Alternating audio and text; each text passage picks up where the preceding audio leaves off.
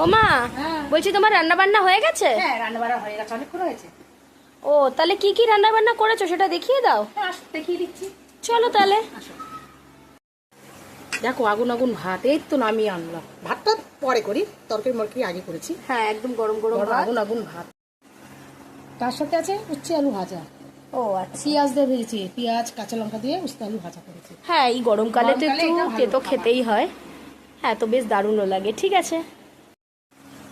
হ্যাঁ, তো এটা কি? তারপরে তো একটা তরকারি লাগেই। হ্যাঁ। এটা ইঁচড় চিংড়ি করেছি ও আচ্ছা। আজকে, ইঁচড় চিংড়ি করেছি, একদম অল্প করে করেছি। হ্যাঁ, একদম অল্প করেই করেছে, ও অতিরিক্ত বেশি করেনি। আর ইঁচড় দিয়ে তো চিংড়ি দিয়ে দারুণ লাগে। আপনাদের কেমন লাগে অবশ্যই জানাবেন। তা ঠিক আছে, এইটা তো হলো। তো এরপর কি আর কিছু আছে? হ্যাঁ, আছে তো। তাহলে চলো সেটা দেখে নিই। সব দেখিয়ে দিই। মাছের ঝাল করেছি। আচ্ছা, মাছের ঝাল। এটা কি মাছ? এটা 3-4 রকমের মাছ আছে। ও আচ্ছা। ল্যাটা আছে, তোপসে আছে, তারপরে ট্যাংরা আছে, সব মিলে 5 মিশালি মাছ মিলে এনেছি। হ্যাঁ। আজকে ঝাল করছি, একদম টমেটো কাঁচা লঙ্কা বাটা, টমেটো হলুদ তেল দিয়ে করছি। বাহ, দারুণ দেখতে লাগছে। তা ঠিক আছে, আজকে রান্না বান্না কেমন লাগলো অবশ্যই জানাবেন। আর প্রতিদিন আমাদের ভিডিও আপনাদের যদি ভালো লেগে থাকে অবশ্যই সেটা কমেন্টে জানাতেও ভুলবেন না। আর আমাদের সাপোর্ট করতেও ভুলবেন না। যে এইটুকুই, টাটা।